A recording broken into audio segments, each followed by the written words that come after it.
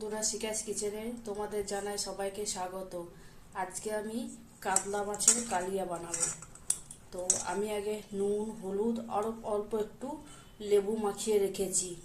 10-15 minute হলো। কড়াইয়ে সর্ষের তেল গরম করতে দিয়েছি। এবার গরম হয়ে গেছে তেলটা, মাছগুলো ভেজে নেব।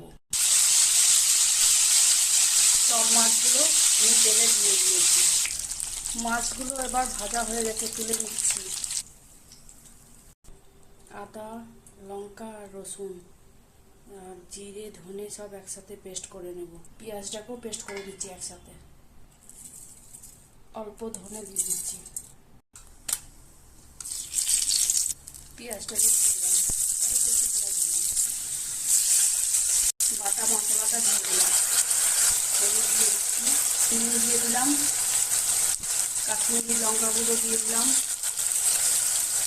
মশলাটা কষা হয়ে গেছে, এবার আমি জল ঢেলে দেব।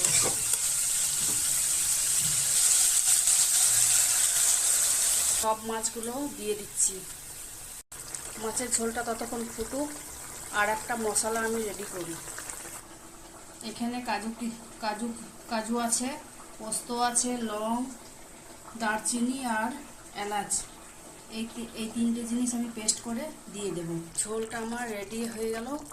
এরপরে আমি কাজু পোস্ত বাটাটা দিয়ে দিচ্ছি। তার সাথে গরম মশলাও আছে। অল্প একটু চিনি দিয়ে দিচ্ছি। কাতলা মাছের কালিয়া তৈরি হয়ে গেল।